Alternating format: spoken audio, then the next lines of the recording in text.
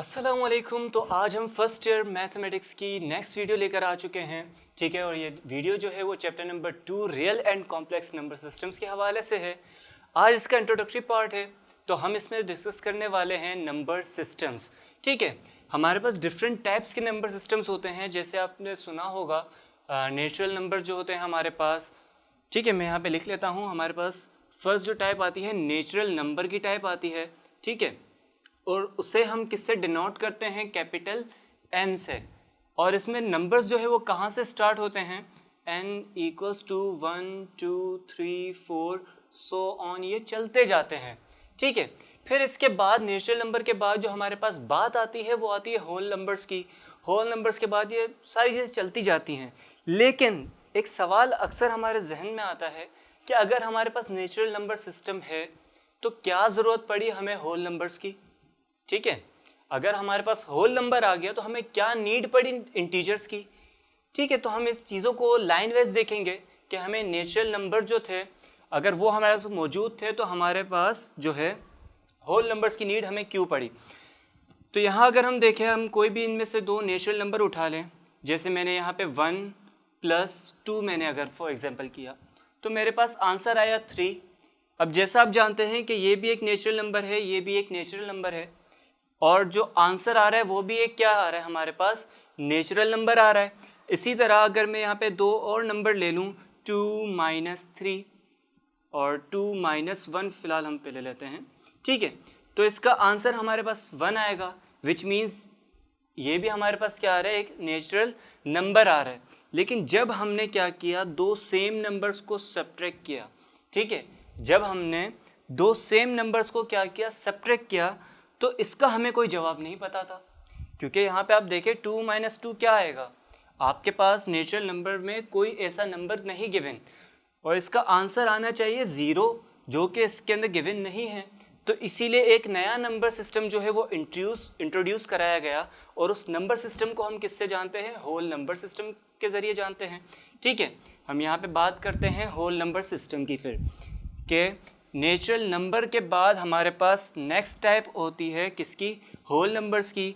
इसे आप डिनोट करते हैं W से, और ये नंबर जो है वो कहाँ से स्टार्ट होते हैं? 0 1 2 3 सो ऑन, ये चलते जाते हैं, ठीक है।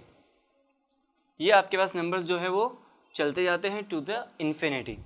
फिर इसके बाद हमारे पास जो टाइप आती है वो आती है इंटीजर्स की। और अगर हम देखें कि इंटीजर्स जो है उसकी हमें क्या नीड पड़ गई, अगर उसको हम देखें तो फ़िलहाल पहले नेचुरल नंबर से हम स्टार्ट ले लें। तो यहाँ पे हमारे पास दो नंबर्स हैं। मैंने एक नंबर लिया 3, इसमें मैंने माइनस अगर किया 1, ठीक है, तो मेरे पास आंसर आ जाएगा 2, which is also a natural number. लेकिन अगर मैं यहाँ पे लेता हूँ 3 और फिर माइनस में मैं 4 लेता हूँ, ठीक है, इससे बड़ा कोई नंबर ले लेता हूँ, तो जो मेरे पास आंसर आना चाहिए वो ना तो इस नेचुरल नंबर के अंदर लाई कर रहा है, ना ही वो इस होल नंबर के अंदर लाई कर रहा है, ठीक है। तो यहाँ पे आके जो कहानी थी वो थोड़ी कॉम्प्लिकेटेड हो गई। तो इसीलिए जो न्यू नंबर सिस्टम जो स्टार्ट किया गया वो इंटीजर्स के नाम से स्टार्ट किया गया, और उस इंटीजर में हमारे पास नेगेटिव इन्फिनिटी से पॉजिटिव इन्फिनिटी तक तमाम नंबर्स जो थे वो शामिल थे, सही है। तो यहाँ पे हम देख लेते हैं इंटीजर्स को भी। इंटीजर्स को आप जो है वो कैपिटल Z से जो है डिनोट करते हैं, और ये कहाँ से? नेगेटिव इन्फिनिटी से चलता जाता है। 0 इसका सेंट्रल नंबर होता है, which is neither positive nor negative. ये बात हमेशा याद रखिएगा कि जो 0 है इसके अंदर, ये आपका ना तो नेगेटिव नंबर है ना ही आपका पॉजिटिव नंबर है, ये एक न्यूट्रल नंबर कहलाता है, सही है। और इसे हम कहाँ तक लेके जाते हैं? पॉजिटिव इन्फिनिटी तक, सही हो गया यहाँ तक। तो ये हमारे पास आ गए इंटीजर्स। फिर यहाँ तक बात ख़त्म नहीं हुई हमारी। क्यों बात ख़त्म नहीं हुई? कि इसके बाद हमारे पास क्या कौन सी टाइप आ जाती है?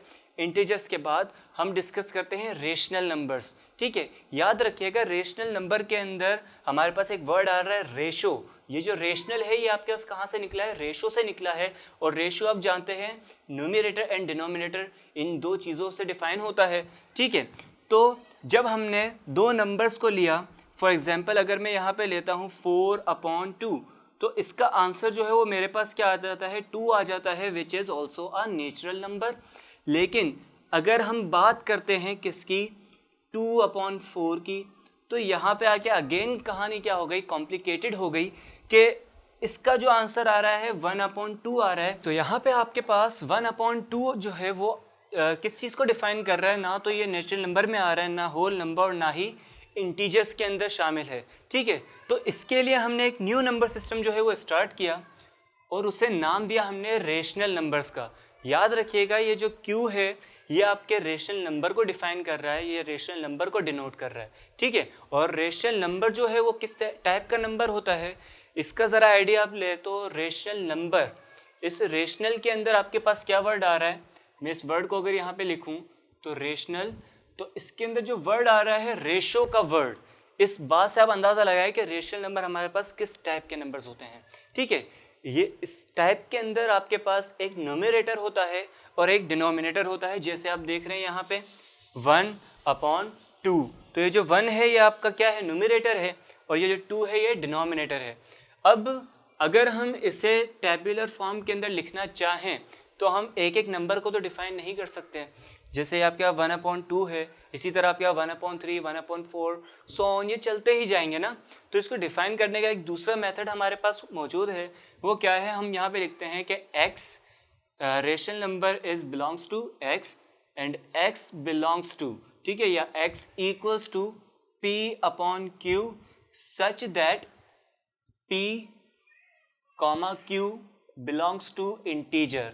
सही है, ये जो रेशनल नंबर है ये x के इक्वल है और x आपका किस फॉर्म में होगा, p/q फॉर्म में। ठीक है, जैसे हमने डिस्कस किया रेशो, तो ये p/q की फॉर्म के अंदर होगा। और ये जो p और q है ये दोनों किससे बिलोंग करेंगे, इंटीजर से बिलोंग करेंगे। और इसमें एक और चीज़ आप ऐड कर लीजिएगा कि q जो है वो 0 के इक्वल कभी भी नहीं आएगा। यहाँ पे हमारी इसकी टेबुलर फॉर्म क्या हो जाती है, क्लोज हो जाती है।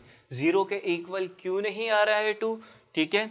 यहाँ पे अगर हम इस चीज़ को डिस्कस करें तो p/q, हम सपोज करते हैं p हमारे पास कोई भी नंबर है, कोई भी रैंडम नंबर ले लें, 4/q अगर आप 0 लेते हैं और इसे फिर आप कैलकुलेटर वगैरह में अगर कोशिश करते हैं इसे कैलकुलेट करें तो आपके पास आंसर नॉट डिफाइन आता है, या तो आपके पास मैथमेटिकल एरर आ जाता है, मतलब आप इस वैल्यू को कभी भी सॉल्व नहीं कर सकते। अब ज़रूरी नहीं है कि ये सिर्फ 4 के लिए है, मैंने आपसे कहा ना आप रैंडमली कोई भी नंबर ले लें, चाहे आप 1000 ही क्यों ना ले लें, अगर नीचे डिनोमिनेटर में 0 आ गया तो ये वैल्यू आपकी जो है वो अनडिफाइंड टर्म हो जाएगी। ठीक है, अनडिफाइंड वैल्यू हो जाएगी।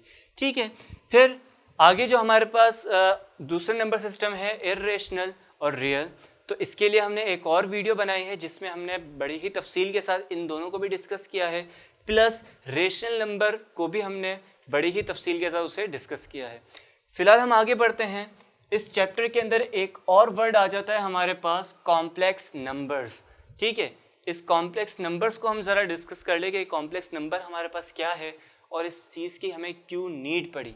ठीक है, तो अगर आप देखें यहाँ आप सब ने मैट्रिक के अंदर क्वाड्रेटिक इक्वेशंस जो है वो सॉल्व की होंगी। उस क्वाड्रेटिक इक्वेशन के अंदर जो फॉर्मूला आता था b² - 4ac, ठीक है, दो वैल्यूज जो है वो सब्ट्रैक्ट होती थी उसके अंदर या कभी ऐड होती थी।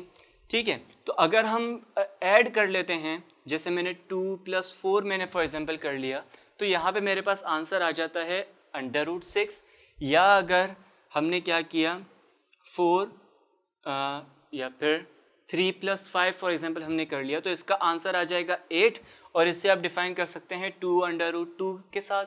ठीक है, तो ये डिफाइन हो सकती हैं टर्म्स। लेकिन अगर आपके पास जो है कोई ऐसी सिचुएशन आ रही है जिसमें आप क्या करें 2 - 4 कर दें, ठीक है, आपके पास दो नंबर्स आ जाए और उनके बीच में माइनस की साइन आ जाए, नेगेटिव साइन आ जाए, तो अंडर आपके पास क्या आएगा -2।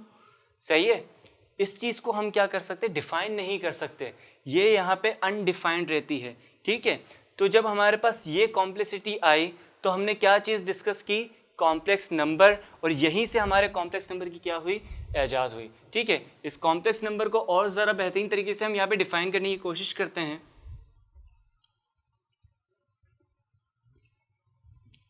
अब ये जो कॉम्प्लेक्स नंबर है बेसिकली ये इसी चीज़ का नाम है कि अंडर रूट के अंदर आपके पास कोई भी नेगेटिव नंबर आ जाए।